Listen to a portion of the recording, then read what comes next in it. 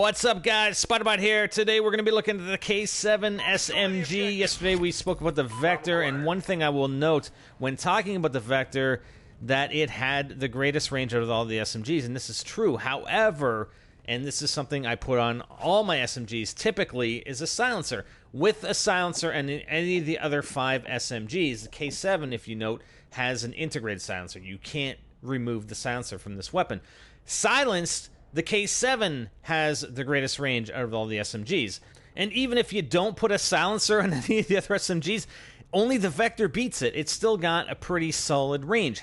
But on the downside, okay, there's a few things on the downside. Again, it has the similar mag capacity as the Vector, which wouldn't be bad in and of itself, but it also has the lowest damage out of all the SMGs. The max damage is 34, so 34%. It's going to require 3 bullets to kill, similar to the Vector. However, if one of those bullets, one of the first 2 is a headshot, it's still going to take 3. Okay, you have to get 2 headshots in order for it to reduce then to a 2-shot kill at close range, okay? The minimum damage is also the lowest, like it's ridiculously low. It's at 15. It's going to require 7 bullets. 7 bullets at that minimum damage range, which, you know, is fairly significant. I mean, it's still a medium range, though. It's still a medium range, and it's going to require 7 compared to 5 from the Vector, the Viper, or 4 bullets from the MTAR at that longer range. Now, speaking of attachments, you don't get the barrel attachments, obviously. You got an integrated silencer, you can't remove it. There are no other barrel attachments you can get for the K7. I'm running the underbarrel, and I actually have the red dot sight, which I don't normally run a sight. Honestly, with the K7, yes, I didn't run extended mags on the Vector, but here with the lower mag capacity combined with the lower damage, I'm thinking that extended mags would probably be a better idea. I really like to run iron sights on my SMGs anyway, so that's what I'd probably suggest as a loadout as opposed to what I'm doing here. And we're going to get a taste of this range. Like I said, these first 3 rounds are very, very slow here with the K7, but we're going to get a taste for the range and just see how bad it is at that longer range and how many bullets it takes, and taking into consideration the spread pattern. Perhaps, I did try to burst fire this guy, but, yeah, not really much of a chance when we're versing a guy at that kind of range with an assault rifle. Now, when we take a look at the rounds per minute as well as the time to kill, it's about mid-range.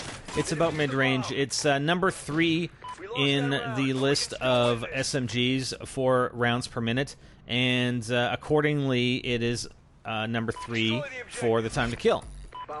Again, when taking into consideration rapid fire and the headshot multiplier, it comes more in line with the other SMGs for your time to kill, and the differences become somewhat negligible across all the SMGs.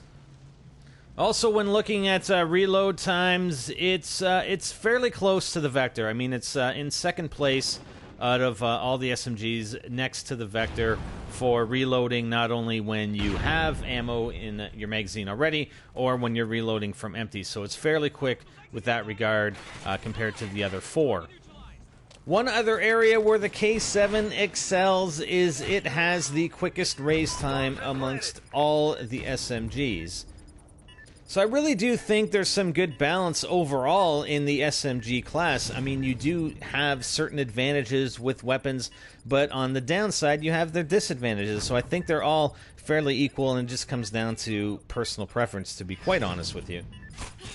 I don't mind the K7. I do like the fact that it has an integrated silencer, so it's basically I'm able to run 3 attachments when I don't have to use an additional perk in order to unlock that 3rd attachment. I could even use that perk to help unlock that 3rd attachment spot so I can have 4 attachments on the weapon. But I really wouldn't know, you know, I'd have to run a sight, so it'd basically be the 4-grip, extended mags, and then running a sight, which I don't necessarily like to do. I think running a sight on an SMG is a bit of a waste, so I'd prefer to use that perk slot or those perk points for something else that's going to benefit me in some other area.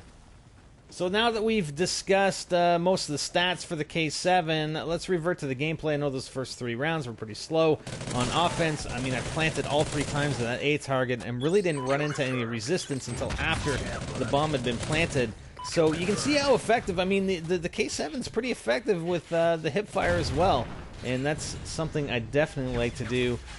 Fortunately, we're playing Search and Rescue here, so I get revived almost immediately. And this, some of this gameplay that I have recorded over the past few weeks is from my PS3, prior to me getting my PS4, and prior to me pretty much only playing Search and Destroy as opposed to going back to Search and Rescue, other than for completing some of the operations, which I did recently. So you're going to see a bit of a cross of gameplay from me between some of the older games until those get all flushed out, and the newer content on my PS4. So the enemy team has the bomb planted here, and I like this spot up here. It gives me a very good vantage point, not only on defense but also offense, and I get these guys pretty easily just hanging around on that side rail, and I do get the bomb defuse here. And it's not even so bad not running extended mags. Again, it's dependent on the game mode, and you know, I like to configure my weapons differently depending on the game mode, right? I mean, and I mentioned this with the Vector. Why I don't run extended mags in the Vector? Well, it's because you're versing 6 players in Search and Destroy or Search and Rescue. I mean, Search and Rescue is a little bit different because enemies can be revived, and you sometimes will incur more than 6 players, right? I mean, you incur the same players in multiple instances. So, and you can see it, like, that is still, we're still within our range right there, right? That's the 3-round kill range. With the Vector, I might not have been able to hit them at that range with 3 bullets. I might have had to drop down to the minimum damage, whereas with the K7, because of the advantage of the longer range, I was able to keep max damage on those players. And here's where the sound whoring capabilities come in. I know this guy's, I can hear them. I can hear these guys. Not only that guy, obviously they've got equipment there. I'm expecting them to be at this A target, so I'm going to try and jump on this trash can. And I can hear the guy. He started to plant. I think there's a guy planting. Yeah. So my teammate actually shot this other guy, but thankfully I caught the guy that was right around the corner. Sound whoring for the win. And again, I'm going to use the railing, man. It's a good spot. Good use of the railing, in my opinion, here. I do have a teammate behind me, so I'm expecting the enemy player to be on top, but you'll see what happens. You know, we just had a teammate get killed up top, so I'm just waiting for this guy. He ends up flanking and taking out the teammate that's behind me, but again, all I do is just move position. Right, there he goes.